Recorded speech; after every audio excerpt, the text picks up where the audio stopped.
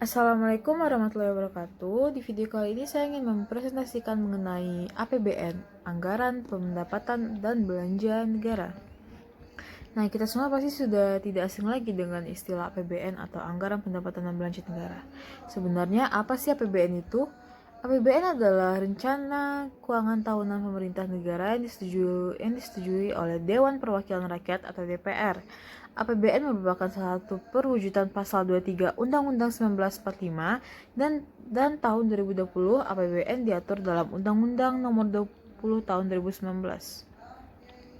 Nah, APBN ini memiliki beberapa fungsi, yaitu ada fungsi alokasi, distribusi, stabilitas, otoritas, dan fungsi perencanaan dan regulasi. Nah, yang pertama ada fungsi alokasi.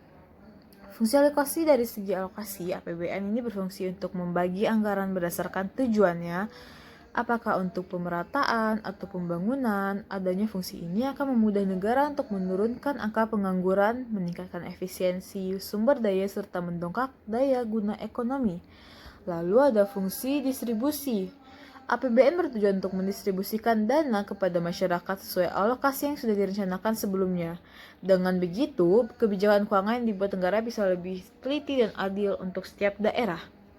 Lalu ada fungsi stabilisasi, yaitu fungsi stabilisasi dalam APBN dimaksud untuk menjaga keseimbangan keuangan antara masyarakat lewat intervensi demi menghindari inflasi. Lalu ada fungsi otoritas. APBN memiliki fungsi otoritas yang berarti anggaran negara merupakan dasar dalam pelaksanaan pendapatan maupun belanja negara per tahunnya. Semua pendapatan serta belanja negara akan dilaksanakan dengan mengacu pada APBN yang sudah dibuat dan disetujui. Lalu ada fungsi perencanaan, yaitu seperti perencanaan keuangan dalam rumah tangga. APBN juga dibuat untuk mengatur alokasi sumber daya yang berdasarkan rencana yang sudah dibuat setiap tahunnya.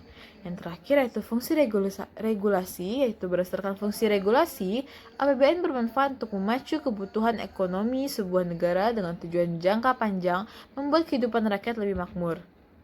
Nah, itu adalah fungsi masing-masing dari APBN. Nah, tujuan APBN itu apa sih? Nah, APBN ini memiliki beberapa tujuan loh, seperti yang pertama sebagai pedoman penerimaan dan pengeluaran negara dalam melaksanakan tugas kenegaraan, lalu meningkatkan transparansi dan bertanggung pemerintah kepada DPR dan masyarakat luas, lalu meningkatkan koordinasi antar bagian dalam lingkungan pemerintah, dan juga yang terakhir membantu pemerintah mencapai tujuan fiskal. Nah, itu adalah beberapa tujuan dari APBN. Nah, mekanisme penyusunan APBN. Mekanisme penyusunan APBN ini disusun di Undang-Undang Nomor 17 Tahun 2005 Pasal 13. Ini pemerintah pusat menyampaikan pokok-pokok kebijakan fiskal dan kerangka ekonomi makro tahun anggaran berikutnya kepada Dewan Perwakilan Rakyat atau DPR selambat-lambatnya pertengahan bulan Mei tahun berjalan. Pemerintah pusat dan Dewan Perwakilan Rakyat membahas kerangka ekonomi makro dan pokok kebijakan fiskal yang diajukan oleh pemerintah pusat dalam pembicaraan pendahuluan APBN tahun anggaran berikutnya. Berdasarkan kerangka ekonomi makro dan pokok-pokok kebijakan fiskal, pemerintah pusat bersama Dewan Perwakilan Rakyat membahas kebijakan umum dan prioritas anggaran untuk disajikan bagi setiap kementerian dan juga negaraan kita. Lalu ada dampak APBN terhadap perekonomian negara. Nah, dampak APBN terhadap perekonomian negara ini, yang pertama, APBN digunakan untuk memperbaiki kestabilan perekonomian nasional. APBN digunakan untuk menunjang sektor pasar yang ikut berperan dalam pertumbuhan ekonomi. APBN menimbulkan investasi masyarakat.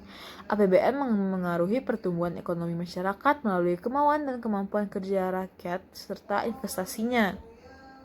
APBN juga berpengaruh terhadap mekanisme pasar sehingga membentuk ketidaksamaan pendapatan dan kesejahteraan di masyarakat. Nah, itu adalah mekanisme dan dampak APBN. Nah, selanjutnya sumber penerimaan negara dalam APBN. Yang pertama ada penerimaan dari pajak. Pajak dalam negeri yaitu pajak penghasilan atau PPH, pajak pertambahan nilai PPN, dan juga ada pajak bumi dan bangunan atau PBB, biaya pembebasan hak atas tanah dan pembangunan, serta biaya cukai atas tembakau dan alkohol. Pajak perdagangan internasional berupa biaya impor dan biaya ekspor. Nah, penerimaan bukan pajak di sini itu sumber penerimaan negara, bukan pajak berasal dari penerimaan sumber daya alam, laba BUMN, dan barang sitaan koruptor. Lalu ada penerimaan negara dari hibah. Sumber dana APBN juga diperoleh dari pemerintahan negara lain yang memberikan dana sukarela tanpa harus mengembalikannya. Lalu ada jenis-jenis belanja negara. Yang pertama, belanja pemerintah pusat. Digunakan untuk membiayai belanja pegawai, belanja barang, bunga utang, subsidi, dan lain-lain.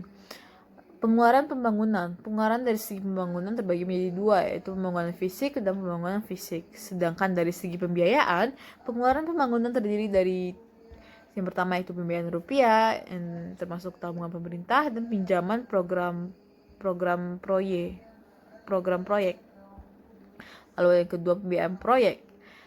Lalu belanja pemerintah daerah dan lalu ada belanja pemerintah daerah. Yang ini dana perimbangan, yang ini dana bagi hasil, dana alokasi khusus, dan dana alokasi umum. Lalu juga ada dana otonomi khusus dan penyesuaian. Nah, itulah presentasi saya mengenai APBN atau anggaran pendapatan dan belanja negara. Jika ada kesalahan mohon dimaafkan. Assalamualaikum warahmatullahi wabarakatuh.